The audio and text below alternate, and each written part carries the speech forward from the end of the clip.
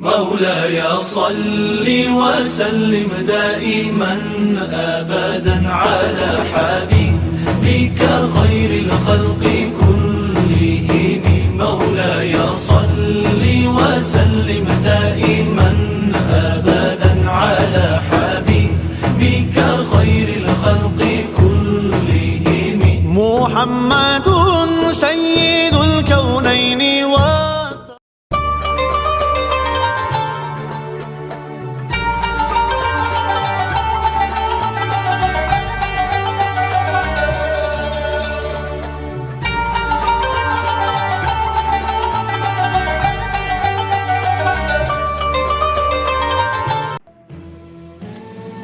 Assalamualaikum warahmatullahi wabarakatuh. Ikhwafillah yang dirahmati Allah Subhanahu wa taala. Hari ini kita akan melanjutkan kembali materi kita tentang sejarah peradaban Islam dari yang telah kita bahas kemarin, yaitu tentang kehidupan Rasulullah SAW sebelum diangkat menjadi nabi dan rasul. Kali ini kita akan coba membahas tentang dakwah Islam pada periode Mekah. Pembahasan kita kali ini meliputi pertama tentang substansi strategi dakwah Rasulullah SAW pada periode Mekah.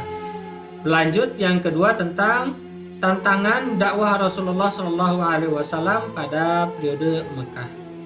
Lalu yang ketiga tentang perkembangan dakwah Rasulullah SAW pada periode Mekah, dan terakhir yang keempat adalah kesimpulan.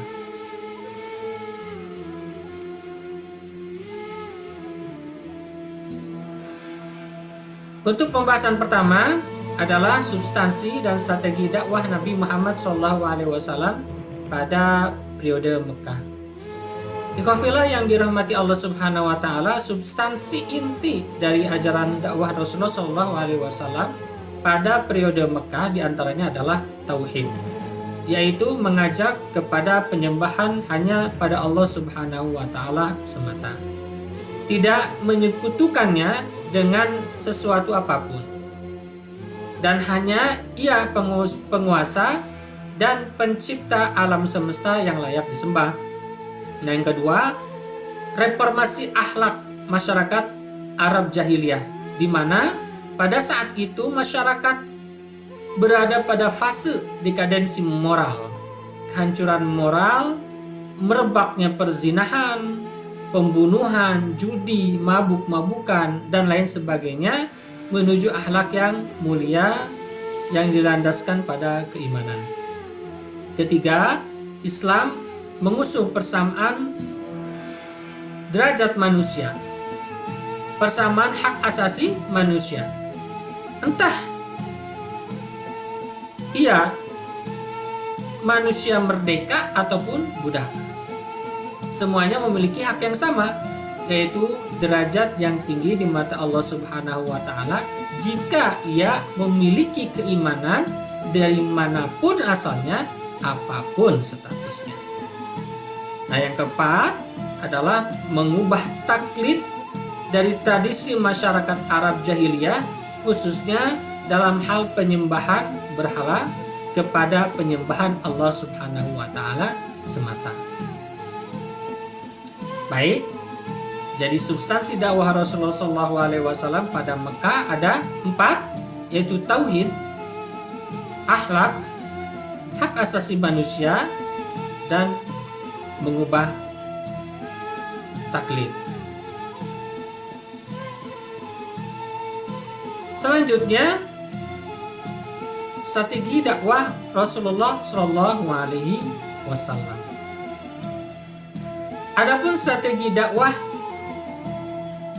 periode Mekah terbagi ke dalam 2 macam, yaitu 1, dakwah secara sembunyi-sembunyi atau dikenal dengan istilah sirriyatul dakwah.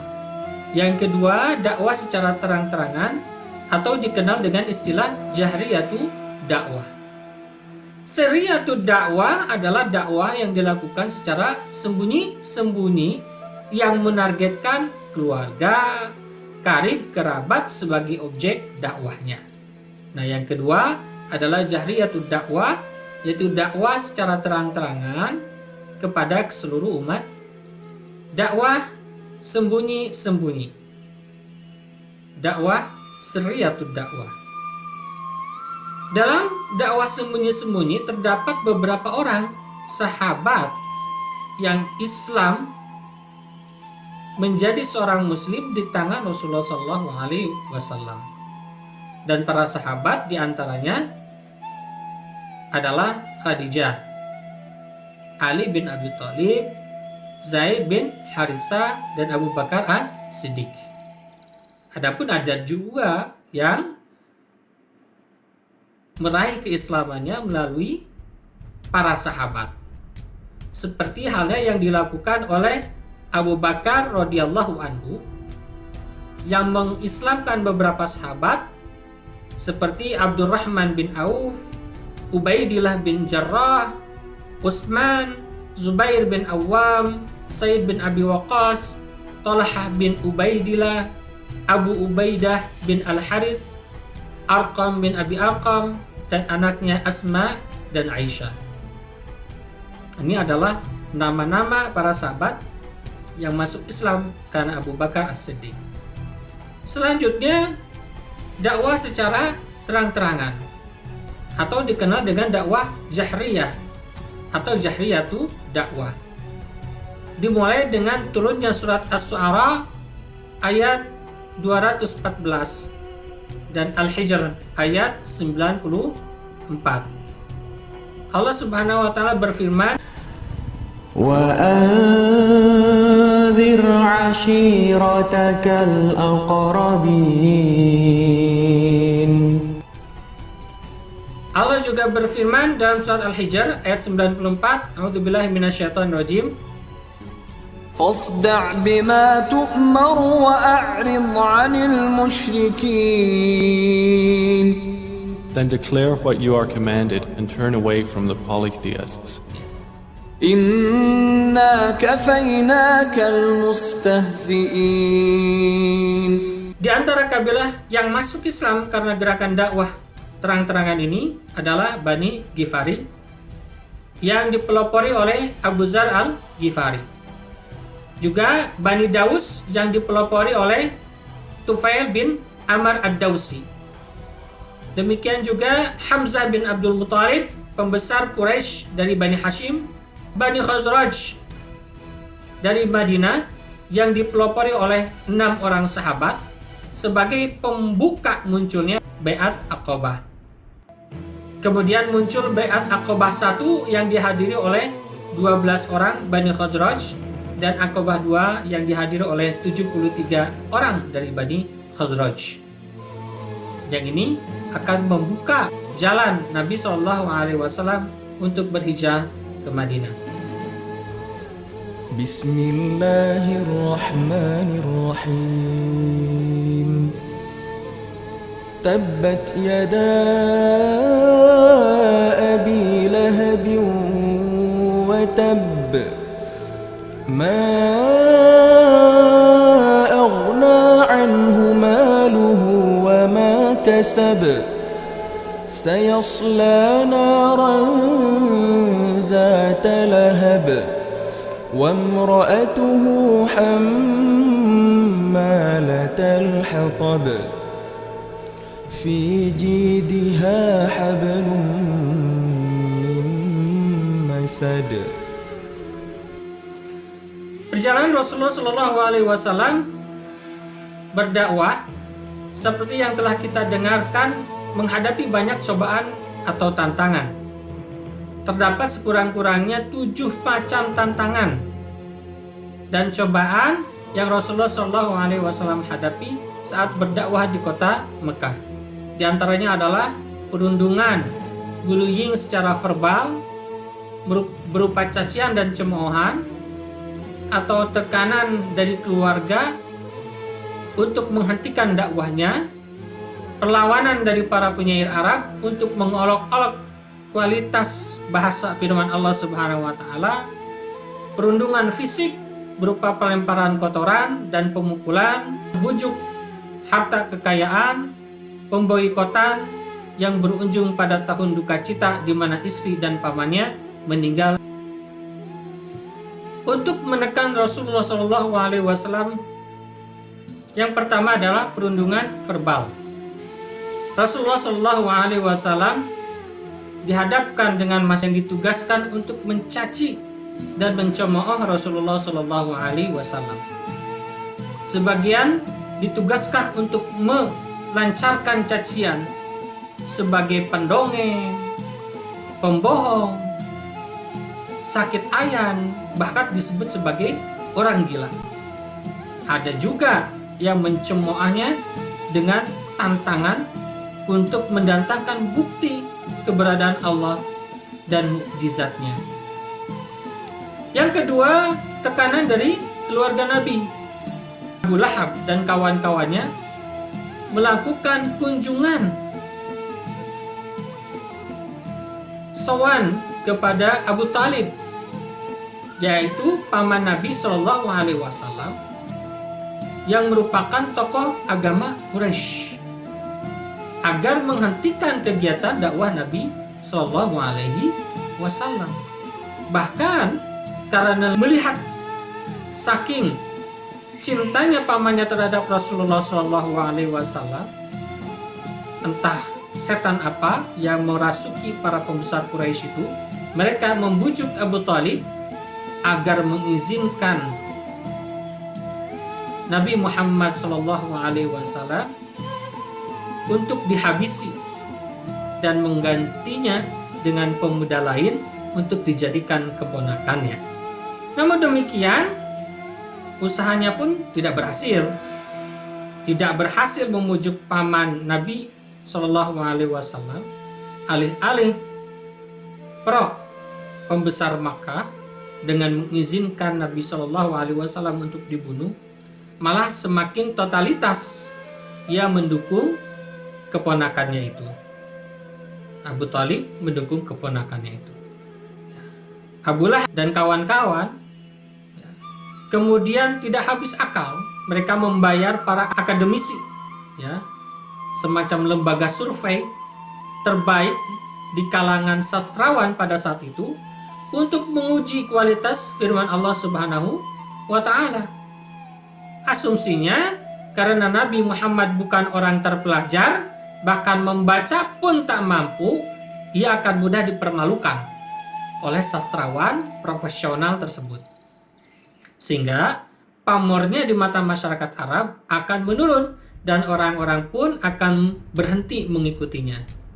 Maka diutuslah Utbah bin Rabi'ah dan Tufail bin Amr ad-Dawsi.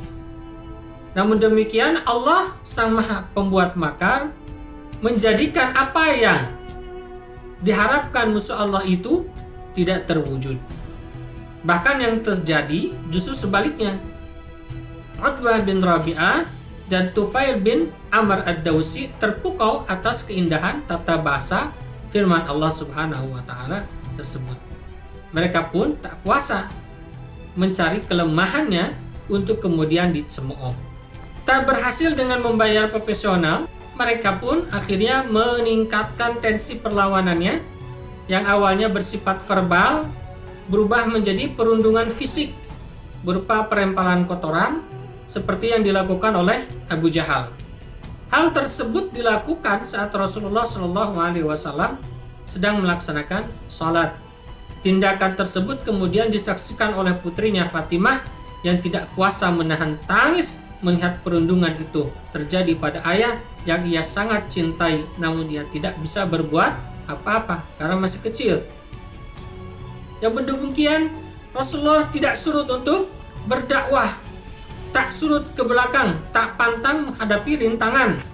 Rasulullah SAW tetap berdakwah. Bahkan suatu saat Rasulullah SAW berdakwah di depan Ka'bah, Rasulullah SAW dipukul kepalanya hingga berdarah oleh Abu Jahal. Peristiwa itu kemudian memacu kemarahan Hamzah bin Abdul Muthalib saat melihat peristiwa itu terjadi kepada keponakannya yang ia cintai.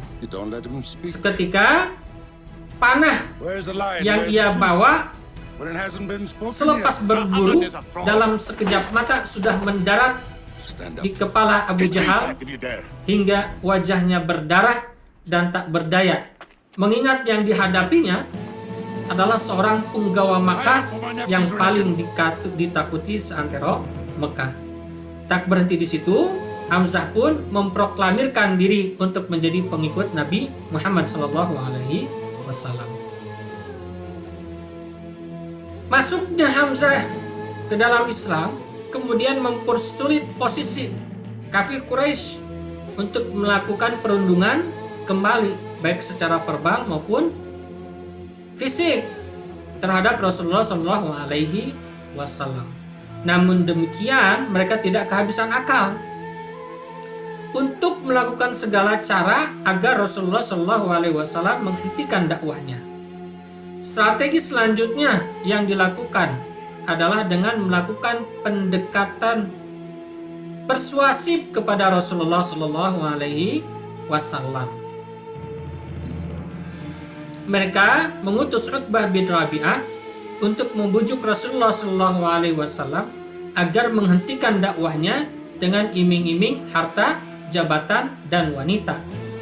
Mereka yakin pada umumnya manusia biasa tidak akan mampu menolak ketiga hal tersebut, sekeras apapun perlawanannya. Mereka berjanji jika Rasulullah SAW mau berhenti menjadi oposisi agama jahiliyah, beliau akan diangkat sebagai pejabat eksekutif di Mekah, diberikan berbagai macam tunjangan dan fasilitas. Di luar dugaan, Rasulullah SAW menolak semua itu.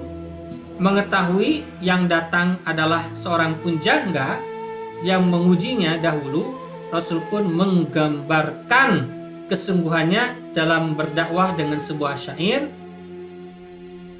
Ya ammu, wallahi law wada'u asy-syamsa fi yamini wal qamara fi yasari ala an atruka hadha al-amra ma taraktuh hatta yudhhirahu Allah atau ahlika duna. Nah, segala macam usaha sudah dilakukan oleh orang Quraisy untuk menghentikan Rasulullah SAW dan selalu berakhir dengan kegagalan. Akhirnya mereka mengambil jalur hukum, melakukan pemboikotan terhadap Nabi SAW dan para pengikutnya dan kabilah yang mendukung Rasulullah SAW. Sebagai konsekuensi atas pilihan mereka mendukung Nabi SAW dan hak masyarakat jahiliyah untuk tidak terganggu dengan dakwah Rasulullah SAW. Akta pemboikotan itu kemudian disepakati dan ditandatangani secara legal formal oleh kedua pihak. Naskah itu kemudian disimpan dan diamankan dalam Ka'bah sebagai bukti tertulis bila kemudian hari ditemukan persengketaan yang melibatkan kedua belah pihak terkait pemboikotan. Kedepannya, dengan izin Allah Subhanahu wa Ta'ala, surat tersebut hancur dimakan oleh rakyat sebagai tanda berakhirnya pemboikotan. Nah, secara hukum kafir Quraisy tidak dapat mengusik pengikut Rasulullah SAW. Demikian pula pengikut Rasulullah tidak boleh mengusik urusan kaum Quraisy. Dampak yang luar biasa dari birokrat ini namun dirasakan oleh umat Islam yang berstatus sambas haya dari orang kafir. Secara hukum jahiliyah, seorang budak dimiliki dan dikuasai sebagaimana layaknya peralatan rumah tangga. Oleh karenanya terjadilah penyiksaan budak-budak muslim. Mereka dipaksa untuk kembali kepada agama jahiliyah. Jika tidak, mereka akan dibunuh seperti yang terjadi pada Bilal dan keluarga Yasir. Melihat pedihnya siksaan yang dihadapi mereka, Rasulullah bersabda, Sabran ala Yasir, fa inna maw'idakum al-jannah. bersabarlah wahai keluarga Yasir, sungguhnya balasan yang setimpal bagi kalian adalah surga. Nah, peristiwa pemboikotan ini mengawali tahun yang menjadi puncak penderitaan Rasulullah SAW dengan meninggalnya dua orang yang disayangi dari keluarga, yaitu Abu Talib pamannya dan Khadijah istri tercintanya. Yang keduanya selalu ada pada saat Rasulullah SAW dalam kesulitan, selalu membela, menolong, memotivasi, menenangkan dari mulai awal turunnya wahyu hingga saat menghadapi perundungan orang kafir Quraisy. Kini keduanya telah meninggal, tidak ada lagi yang bisa menghibur kecuali Allah Subhanahu wa Ta'ala. Nah, apa saja isi dari surat boikot itu? Ada 4 pasal yang menjadi larangan dan pantangan dalam kesepakatan boikot antara kafir Quraisy dan pengikut Rasulullah SAW, yaitu ada 4 pasal yang menjadi pantangan bagi umat Islam. Pantangan itu adalah 1. Menikah. Yang kedua, bergaul. Yang ketiga, jual beli. Dan yang keempat adalah tolong menolong. Kesulitan yang dihadapi Rasulullah SAW secara bertubi-tubi tidak menyurutkan semangatnya untuk berdakwah. Di tahun kelima, Nabi mengutus 15 orang yang terdiri dari 11 orang laki-laki dan 4 orang perempuan untuk berimigrasi ke negeri Habasyah Ethiopia untuk mendapatkan suaka dari Najasyi yang dikenal sebagai pemimpin yang demokratis. Hijrah ke Habasyah. Perjalanan para sahabat untuk berhijrah ke Habasyah tidak semudah membalikkan telapak tangan. Ternyata mereka menghadapi perlawanan dari masyarakat Quraisy. Orang Quraisy mengutus 2 orang utusannya, yaitu Amr bin As dan Abdullah bin Abi Rabi'ah. Ya. Mereka mendatangi Raja Habasyah, Najasyi, untuk memulangkan kaum Quraisy yang datang ke kerajaannya dengan beberapa macam imbalan.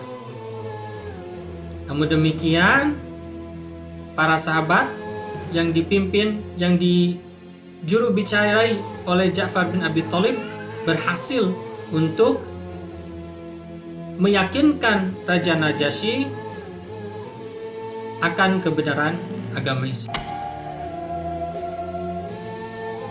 ليس بين ديننا ودينكم أكثر من هذا الخط. يا عمرو، والله ما أسلم لكم هؤلاء بجبل من ذهب.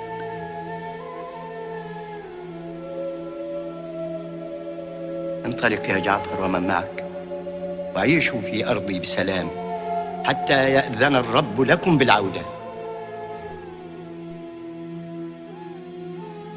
Setelah berhasil mengutus beberapa orang ke Habasyah untuk tinggal dan memasok bahan makanan ke Mekah, Rasulullah SAW memutuskan untuk berimigrasi ke Taif dengan asumsi masyarakat masih memiliki ikatan keluarga dengan Rasulullah SAW, sehingga tentu akan lebih mudah menerima keberadaan Rasulullah SAW walaupun kenyataannya berbeda. Kegagalan Amr bin As membujuk Raja Najasyi membuat kaum kafir Quraisy lebih waspada dan berusaha untuk bergerak lebih cepat dari umat Islam. Setelah mendapatkan kabar akan kedatangan Rasulullah SAW ke Taif, utusan Quraisy dengan sigap langsung menuju Taif menghasut pembesarnya dan mengkondisikan masyarakatnya untuk menolak kedatangan Rasulullah SAW. Akhirnya rencana mereka berhasil dan Rasul pun terusir dengan sekujur tubuh penuh luka akibat lemparan batu masyarakat Taif. Hingga malaikat penjaga gunung Taif saking kesalnya dengan perbuatan kaumnya, perbuatan masyarakat Taif, memberikan tawaran kepada Rasulullah SAW untuk menimpakan gunung Taif kepada masyarakat seperti kaum Ad. Namun Rasulullah SAW bersabar dan berkata, jangan, mereka adalah orang-orang yang belum mengerti. Selanjutnya Baitul Aqabah adalah perjanjian setia kabilah Bani Khazraj terhadap Rasulullah SAW. Nah, apa saja materi Bait Aqabah? Ada 6 poin. Yang pertama adalah tidak boleh menyekutukan Allah Subhanahu wa taala, tidak akan menyekutukan Allah Subhanahu wa taala, tidak akan mencuri, tidak akan berbuat zina, tidak akan membunuh anak-anak, tidak akan saling fitnah, dan tidak akan mendurhakai Nabi Shallallahu Alaihi Wasallam. Ini adalah 6 poin dari Baitul Aqabah, berbagai perjanjian Rasulullah dengan Bani Khazraj. Kesimpulannya bahwa substansi dakwah Rasulullah ada 4, yaitu tauhid, akhlak, hak asasi manusia, dan taklid. Dapat disingkat tahta. Yang kedua, strategi dakwah Rasulullah SAW yaitu sembunyi-sembunyi, seriyatul dakwah, dan terang-terangan, jariyatul dakwah. Ketiga, tantangan dakwah Rasulullah SAW ada 7, yaitu Rasulullah dicaci dan dicemooh.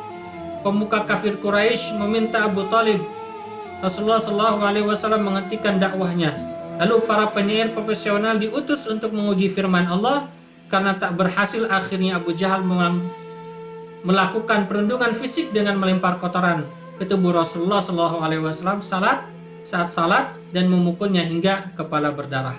Tak mempan kafir Quraisy mengutus Utbah untuk memujuk Rasulullah dengan tawaran harta, tahta, dan wanita. Setengah semuanya gagal, kaum kafir Quraisy mengambil sikap untuk memboikot para pengikut Nabi Muhammad SAW.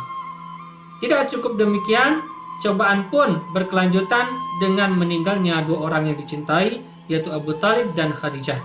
Hijrah ke Habasyah pada tahun ke-5 kenabian berhasil dengan kepemimpinan Utsman dan Ja'far sebagai diplomat. Hijrah ke Taif yang dilakukan oleh Nabi Muhammad berserta budaknya, beserta anak angkatnya Zaid bin Harisah, kemudian mengalami penolakan karena hasutan masyarakat kafir Quraisy, sehingga kabilah Kanda, Qalb, Hanifah, Ammar menolak dengan keras dengan melempari batu. Yang ketiga adalah Bait Aqabah yang dilaksanakan pada tahun 11, 12, dan 14, ya, yang berisi tidak syirik, tidak mencuri, tidak zina, tidak membunuh anak, tidak fitnah, dan tidak terdurhaka kepada Nabi Muhammad SAW. Baik ikhwafillah, itu adalah materi kita bab kedua. Insyaallah kedepannya kita akan lanjutkan ke materi bab ketiga. Wabillahi taufiq wal hidayah. Wassalamualaikum warahmatullahi wabarakatuh.